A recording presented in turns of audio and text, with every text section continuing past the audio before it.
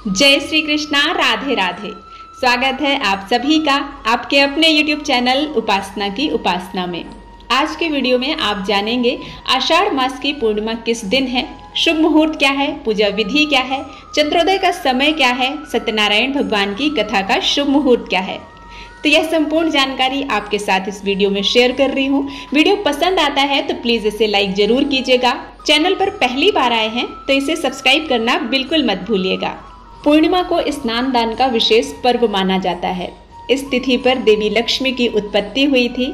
मान्यता है कि पूर्णिमा पर जो गंगा स्नान करते हैं उन्हें अमृत की प्राप्ति होती है। वैसे तो प्रत्येक माह की पूर्णिमा तिथि धार्मिक दृष्टि से बहुत ही महत्वपूर्ण होती है, लेकिन आषाढ़ माह की पूर्णिमा और भी खास होती है क्योंकि इसे गुरु पूर्णिमा के रूप में मनाया जाता है। पूर्णिमा के दिन चंद्रमा अपने पूर्ण रूप में होता है। इस दिन रात में चंद्रमा को अर्घ्य देने से मानसिक रूप से मजबूती आती है। धर्म ग्रंथों के अनुसार पूर्णिमा पर भगवान सत्यनारायण की कथा करने से सुख समृद्धि में वृद्धि होती है। आषाढ़ पूर्णिमा 3 जुलाई 2023 सोमवार को है। आषाढ़ पूर्णिमा पर किए गए दान से बीमारियां दूर होती हैं और समृद्धि बढ़ती है। पूर्णिमा पर गाय की सेवा करने से धन लक्ष्मी की प्राप्ति होती है। इस दिन गुरुओं की पूजा करने से कुंडली में गुरु दोष समाप्त हो जाता है।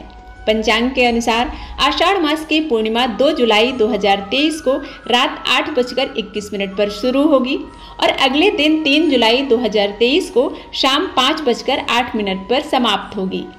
स्नान का शुभ मुहूर्त है सुबह 4:31 से सुबह 5:15। सत्यनारायण पूजा का शुभ मुहूर्त है सुबह 9:15 से सुबह 10:54 तक। चंद्रोदय का समय है रात 7:19 पर। इस अवधि में भगवान चंद्रदेव को अर्घ देने से चंद्रमा मजबूत होता है। चंद्रमा से संबंधित समस्याएं दूर होती हैं। उदय तिथि के आधार पर आषाढ़ पूर्णिमा व्रत और स्नान दान 3 जुलाई को किया जाएगा। 3 जुलाई को आषाढ़ पूर्णिमा वाले दिन सुबह में 1 घंटा 20 मिनट के लिए भद्रा है। उस दिन भद्रा का समय सुबह 5:27 से सुबह 6:47 तक है। आषाढ़ पूर्णिमा के दिन व्रत रखकर सत्यनारायण भगवान की पूजा करते हैं। उनकी कथा का आयोजन होता है। ऐसा करने से परिवार में सुख समृद्धि आती है। आषाढ़ पूर्णिमा की रात चंद्रमा पूजा से कुंडली का चंद्र दोष दूर होता है। रात्रि के समय में माता लक्ष्मी की पूजा करने से धन धान्य में वृद्धि होती है। पूर्णिमा तिथि पर माता लक्ष्मी के कनकधारा स्तोत्र का पाठ करना चाहिए। श्री सूक्त की 16 ऋचाओं का पाठ करना चाहिए। इससे आपके घर में स्थिर लक्ष्मी का निवास होगा। आषाढ़ पूर्णिमा के दिन गौपद व्रत करने का भी विधान होता है। इस दिन श्री विष्णु भगवान का पूजन होता है। इस दिन प्रातः काल व्रत का पालन आरंभ होता है। व्रती को प्रातः स्नान करने के पश्चात श्री विष्णु के नामों का स्मरण करना चाहिए। पूरे दिन श्री विष्णु भगवान का ध्यान करना चाहिए। विष्णु भगवान का धूप दीप गंध फूल आदि वस्तुओं से पूजन करना चाहिए। पूजा के पश्चात ब्राह्मणों को विभिन्न प्रकार के पकवान खिलाने चाहिए। वस्त्र आभूषण देना चाहिए, दान करना चाहिए। गौपद व्रत में गाय का पूजन भी करना चाहिए। गाय को तिलक लगाकर पूजन करके आशीर्वाद लेना चाहिए। गौपद व्रत को पूर्ण श्रद्धा भाव से करने पर व्यक्ति के पापों की शांति होती है। इस दिन भगवान विष्णु प्रसन्न होते हैं। व्यक्ति को मनवांछित फल प्रदान होते हैं। इस व्रत की महिमा से व्रती संसार के सभी सुखों को प्राप्त करके अंत में विष्णु लोक को प्राप्त होता है। पूर्णिमा तिथि हिंदू पंचांग के अनुसार नक्षत्र के आधार पर तय की जाती है। इस समय आषाढ़ नक्षत्र का पूजन करना भी अत्यंत ही शुभ प्रभाव देता है। यदि किसी जातक का नक्षत्र पूर्वा आषाढ़ या उत्तरा आषाढ़ हो तो उसके लिए इस पूर्णिमा तिथि के दिन दान और तप करने से विशेष लाभ प्राप्त होता है। प्रत्येक माह का नामकरण पूर्णिमा तिथि को चंद्रमा जिस नक्षत्र में विद्यमान होता है उसके अनुसार ही होता है। आषाढ़ माह की पूर्णिमा को चंद्रमा यदि पूर्वा आषाढ़ या उत्तरा आषाढ़ नक्षत्र में होता है तो यह सौभाग्यदायक बनती है। इस दिन जो सरस्वती का पूजन करता है उसकी शिक्षा उत्तम रहने के योग बनते हैं। इस पूर्णिमा तिथि के दिन विद्या की देवी सरस्वती की पूजा की जाती है। ये दिन अपने ज्ञान को विस्तार देने का है। इस दिन गुरु पूजन के साथ देवी सरस्वती का भी पूजन होता है। सरस्वती पूजा में माता की प्रतिमा व तस्वीर को स्थापित करना चाहिए। सरस्वती के सामने जल से भरा हुआ कलश स्थापित करना चाहिए। गणेश जी और नवग्रह की पूजा करनी चाहिए। माता को माला और पुष्प अर्पित करने चाहिए। माता को सिंदूर अन्य श्रृंगार की वस्तुएं भी अर्पित करना चाहिए। देवी सरस्वती को पीले रंग के फल अर्पित करने चाहिए। इस दिन मालपुए और खीर का भोग लगाना चाहिए। आषाढ़ मास की पूर्णिमा को गुरु पूर्णिमा के नाम से भी जाना जाता है। इसी के कारण यह समय और भी प्रभावशाली हो जाता है। गुरु के ज्ञान और उनके स्नेह के प्रति आभार प्रकट करती है ये आषाढ़ पूर्णिमा। गुरु को ईश्वर से भी आगे का स्थान प्राप्त होता है।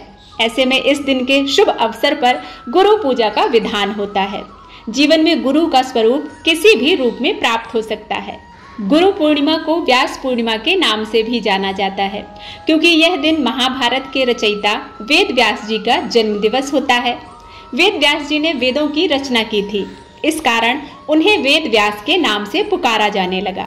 हमारे भारतवर्ष में गुरु पूर्णिमा का पर्व बड़ी ही श्रद्धा और विश्वास और धूमधाम के साथ मनाया जाता है।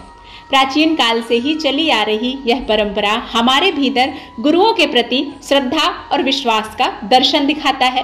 पहले विद्यार्थी आश्रम में निवास करके गुरु से शिक्षा ग्रहण करते थे और गुरु के समक्ष अपना समस्त बलिदान करने की भावना भी रखते थे। तभी तो एकलव्य जैसे शिष्य का उदाहरण गुरु के प्रति आदर भाव और अगाध श्रद्धा का प्रतीक बना, जिसने गुरु को अपना अंगूठा देने में क्षण भर भी देर नहीं की। तभी तो गुरु की महिमा इस कथन से पूर्ण होती है। गुरुर् ब्रह्मा गुरुर्विष्णु गुरुर्देवो महेश्वरः गुरुर साक्षात परब्रह्म तस्मै श्री गुरुवे नमः। पूर्णिमा तिथि पर जो व्रत करते हैं या जो व्रत नहीं भी करते हैं, पूर्णिमा तिथि पर उन्हें ब्रह्म बेला में उठकर सबसे पहले भगवान विष्णु का ध्यान करना चाहिए। इसके पश्चात नित्य कर्मों से निवृत्त होकर गंगा जल युक्त पानी से स्नान करना चाहिए। फिर आचमन करना चाहिए, नवीन वस्त्र धारण करना चाहिए। इसके बाद सूर्य देव को जल में काले तिल मिलाकर अर्घ देना चाहिए। तुलसी वृक्ष की पूजा करना चाहिए। यदि आपके घर के आसपास पीपल वृक्ष है तो पीपल वृक्ष में इस दिन जरूर जल अर्पित करें। माता महालक्ष्मी स्थिर रूप से आपके घर में निवास करती हैं। इसके बाद आप अपने पूजा स्थल पर पंचोपचार या षोडशोपचार भगवान शिव, माँ पार्वती, श्री हरि विष्णु भगवान और माता महालक्ष्मी की पूजा करें। दिन भर व्रत रखें और संध्या समय चंद्रोदय के समय चंद्रमा को अर्घ देने के पश्चात अपने व्रत का पारण करें। उम्मीद करती हूँ यह जानकारी आपको पसंद आई होगी। पसंद आती है तो लाइक करके कमेंट बॉक्स में जरूर बताइएगा। मिलते हैं एक नई कथा के साथ, तब तक के लिए ओम नमः शिवाय।